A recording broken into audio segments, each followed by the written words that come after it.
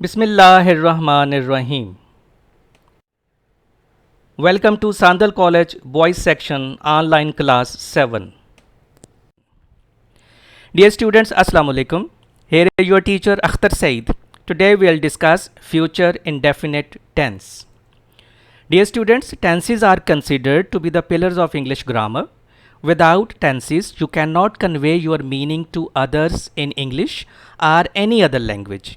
Tenses के बगैर आप अपना मतलब किसी को इंग्लिश में या किसी भी और ज़ुबान में सही तरह से बयान नहीं कर पाते. In order to learn English language it is necessary to understand tenses and use them correctly in writing and speaking. Today we will discuss, as I told you, future indefinite tense. Future indefinite tense indicates that an action has not happened yet. ऐसा कोई action जो अभी वाक़या नहीं हुआ है and will take place at some point in the future. और आने वाले ज़माने में किसी वक्त वो वाक़या होगा. तो ऐसा कोई एक्शन जो आने वाले ज़माने में वाक़या हो उसे फ्यूचर इंडेफिनेट टेंस कहते हैं. उर्दू में इसकी पहचान क्या होती है? ज़ाहिर है हम उर्दू से इंग्लिश फ़िक्रे करेंगे तो उर्दू फ़िक्रा के आखिर में गा, गे, गी आता है. हम कुछ एग्जांपल्स देखते हैं. सबसे पहले नंबर 1, मैं सबक याद करूँगा. अब गा से पता चला कि ये फ्यूचर इंडेफिनेट टेंस है. नंबर 2, हम फुटबॉल खेलेंगे. गे अभी खेला नहीं है, आने वाले ज़माने में खेलेंगे. तो गे एक ऐसी पहचान है जिससे पता चलता है कि ये फ्यूचर इंडेफिनेट टेंस है. एक और एग्जांपल देखते हैं. नंबर 3, आलिया खाना खाएगी. अभी खाया नहीं है, खाएगी, आने वाले ज़माने में किसी वक्त खाएगी. तो गी सेंटेंस के एंड पे गा, गे और गी हो तो ऐसे फ़िक्रे फ्यूचर इंडेफिनेट टेंस कहलाते हैं. डियर स्टूडेंट्स, अब हम फ्यूचर इंडेफिनेट टेंस की कंस्ट्रक्शन या इसका फॉर्मूला डिस्कस करते हैं कि ये इसको हम कैसे लिखेंगे. अगर सेंटेंस आई और वी के साथ स्टार्ट हो तो हम उसके साथ शैल लगाएंगे. अगर सेंटेंस के स्टार्ट में यू, ही, शी, इट और दे हो तो हम इसके साथ विल लगाएंगे. आपने एक चीज़ याद रखनी है कि आई और वी की सूरत में शैल, बाकी सबके साथ विल. और अगर नाउन हो प्रोनाउन के अलावा, चाहे वो सिंगुलर नाउन हो चाहे वो प्लूरल नाउन हो, उनके साथ भी विल लगाएंगे. सिंगुलर नाउन की एग्ज़ाम्पल जैसे अली, प्लूरल नाउन की एग्ज़ाम्पल जैसे द बॉयज़. मैं फिर एक दफ़ा बता दूं, अगर सेंटेंस आई और वी के साथ स्टार्ट हो तो शैल, बाकी जितने भी नाउन या प्रोनाउन होते हैं उनके साथ हम विल लगाएंगे. शैल या विल लगाने के बाद आप वर्ब की फ़र्स्ट फॉर्म यूज़ करेंगे और फर्स्ट फॉर्म के बाद, वर्ब की फ़र्स्ट फॉर्म के बाद ऑब्जेक्ट लगाकर सेंटेंस को कंप्लीट करेंगे. ये असर्टिव सेंटेंस हो गया, जिसे आप पॉजिटिव या सिंपल सेंटेंस भी कह सकते हैं. अगर आपने इसका नेगेटिव बनाना है तो आपने बस एक काम करना है कि शैल या विल, जिसे हम हेल्पिंग वर्ब कहते हैं, ये मेन वर्ब नहीं होते बल्कि ये मेन वर्ब की मदद करते हैं मतलब को सही तौर पर बयान करने के लिए. तो आप विल या शैल के बाद नॉट लगा देंगे तो सेंटेंस नेगेटिव हो जाएगा. तो ये तो सिंपल और नेगेटिव सेंटेंस की कंस्ट्रक्शन या उसका फॉर्मूला हो गया. अगर आपने इंट्रोगेटिव सेंटेंस बनाना है तो शैल या विल, इसको हम सेंटेंस के स्टार्ट में लिख देंगे और बाकी सारा सेंटेंस एज़ इट इज़ लिख देंगे. देखें, मैंने कोई चेंज नहीं की. इसी तरह आपने भी कोई चेंज नहीं करनी और सेंटेंस को आपने वैसे ही लिख देना है जैसे आपने आई और वी के साथ शैल, बाकी प्रोनाउंस के साथ विल, फिर वर्ब की फ़र्स्ट फॉर्म और ऑब्जेक्ट, ये सारा लिख दिया. इंट्रोगेटिव में विल और शैल को सेंटेंस के स्टार्ट में. और आपने एक चीज़ का ख्याल रखना है, इंट्रोगेटिव सेंटेंस के एंड पे क्वेश्चन मार्क लगाना बहुत ज़रूरी है, वरना आपका सेंटेंस गलत तस्वर किया जाएगा. अब अगर सेंटेंस इंट्रोगेटिव है लेकिन साथ नेगेटिव भी है तो उसको कैसे लिखेंगे? आपने जस्ट यहाँ नॉट लगा देना है प्रोनाउन या नाउन के बाद. तो इंट्रोगेटिव सेंटेंस स्टार्ट में शैल या विल, फिर नाउन या प्रोनाउन, फिर नॉट, और बाकी सेंटेंस बिल्कुल ऊपर वाला ही है, वर्ब की फर्स्ट फॉर्म, ऑब्जेक्ट, बस यहाँ हम एंड पे क्वेश्चन मार्क ज़रूर लगाएंगे। अब एग्जाम्पल देखते हैं। मैं सेब खाऊंगा। डियर स्टूडेंट्स, सबसे पहला काम जो आपने करना है, जब भी आप उर्दू से इंग्लिश को फ़िक्रा करें, आपने देखना है एंड पे क्या है। यही उसकी आइडेंटिफिकेशन होती है टेंस की। तो गा, खाऊंगा, वर्ब के बाद गा आ गया तो फ्यूचर इंडेफिनिट टेंस। फिर आज नेक्स्ट जो सेकंड स्टेप है वो देखना किससे शुरू हो रहा है। मैं से। मैं की इंग्लिश आई। आपको पता है अभी हमने डिस्कस किया, आई और वी के साथ शैल, बाकी सबके साथ विल। तो आई शैल, दो चीज़ों का पता चल गया। अब खाना और सेब रह गया। खाने की इंग्लिश ईट, सेब की इंग्लिश एप्पल। तो आई शैल ईट एन एप्पल। आई के साथ shall eat an apple, verb की first form, an apple object. अगर आपने इसका नेगेटिव सेंटेंस बनाना है तो क्या करेंगे, शैल के बाद नॉट लिख देंगे। I shall not eat an apple. आप अगर गौर करें तो सिर्फ नॉट का इजाफा हुआ है, ईट एन एप्पल वैसा ही है, और नॉट से पहले शैल और उससे पहले आई बिल्कुल ऐसे ही है। अगर इंट्रोगेटिव सेंटेंस बनाना है तो शैल को सेंटेंस के स्टार्ट में ले आएंगे और जो नाउन या प्रोनाउन है उसको उसकी जगह पे ले जाएंगे, यानी कि सिर्फ पहले दो वर्ड्स की जगह चेंज करेंगे तो इंट्रोगेटिव सेंटेंस हो जाएगा शैल आई ईट एन एप्पल। ये इंट्रोगेटिव सेंटेंस है, आपने याद रखना है। इंट्रोगेटिव का जो क्वेश्चन मार्क होता है वो आपने लगाना नहीं भूलना। अब कुछ और एग्जांपल्स देखते हैं। नंबर 1, वो कल वापस आएगा। Dear students, first step should be to identify the tense. वो कैसे पता चलेगा, लास्ट वर्ड से। गा है तो future indefinite tense. Next step, second step, ये फर्स्ट स्टेप हो गया, सेकंड स्टेप हो गया। आपने स्टेप्स में याद रखना है मैं कैसे फिक्रा कर रहा हूँ, ऐसे करेंगे तो गलती का अंदेशा नहीं होगा। तो first step identification of tense, second step किससे वो स्टार्ट हो रहा है, वो की इंग्लिश ही। तो आई और वी के साथ शैल, बाकी सबके साथ विल। तो यहाँ दो चीज़ों का पता चल गया, टेंस और ही विल वापस आना, return, he will return tomorrow, he will return tomorrow. Number 2, हम गरीबों की मदद करेंगे।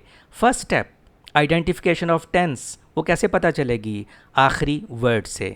गे, future indefinite tense. Second step किससे स्टार्ट हो रहा है, हम की इंग्लिश वी शैल। आपको याद है ना, आई और वी के साथ शैल, बाकी सबके साथ विल। वी शैल मदद करना, हेल्प गरीबों की, the poor. We shall help the poor, we shall help the poor. Number 3, लड़के फुटबॉल खेलेंगे। First step identification of tense, वो कैसे पता चलेगी, आखिरी वर्ड से गे, खेलेंगे, future indefinite tense. Second step कि किससे स्टार्ट हो रहा है, लड़के की इंग्लिश यहाँ प्लूरल है, द बॉयज़ नाउन के साथ विल, द बॉयज़ विल, खेलना verb, play object, football, the boys will play football, the boys will play football. Number 4, किसान खेत में हल चलाएगा। फर्स्ट स्टेप, आपने ये स्टेप्स याद रखने हैं, फिर टेंस कोई भी करना इजी हो जाएगा। आखिरी वर्ड गा, जिससे पता चला फ्यूचर इंडेफिनिट टेंस। किससे स्टार्ट हो रहा है, किसान की इंग्लिश द फॉर्मर नाउन है उसके साथ विल, द फॉर्मर विल, हल चलाना plough, the farmer will plough the field, the farmer will plough the field. अक्सर बच्चे ये गलती करते हैं, खेत में वो यहाँ इन लिख देते हैं। इंग्लिश की कंस्ट्रक्शन और है, इसे कहते हैं मदर टंग इन्फ्लुएंस, कि अपनी ज़ुबान का असर दूसरी लैंग्वेज में भी आ जाता है। The farmer will plough in the field गलत होगा, चूँकि उर्दू में है, खेत में, तो यहाँ आप इन नहीं लिखेंगे। The farmer will plough the field. Number 5, हम गीत गाएंगे। First step identification of tense, आखिरी वर्ड से गे, गाएंगे, फ्यूचर इंडेफिनिट टेंस। अब नेक्स्ट स्टेप किससे स्टार्ट हो रहा है, हम की इंग्लिश वी। आपको याद है कि आई और वी के साथ शैल, बाकी सबके साथ विल। वी शैल, गीत गाना sing, we shall sing a song. Number 6, Ali cricket नहीं खेलेगा, ये नेगेटिव है। सबसे पहला काम आइडेंटिफिकेशन ऑफ टेंस, गा, फिर अली नाउन है विल, अली विल। और जब नेगेटिव आ जाए तो हेल्पिंग वर्ब शैल और विल के फौरी बाद आपने नॉट लगाना है, तो Ali will not play cricket.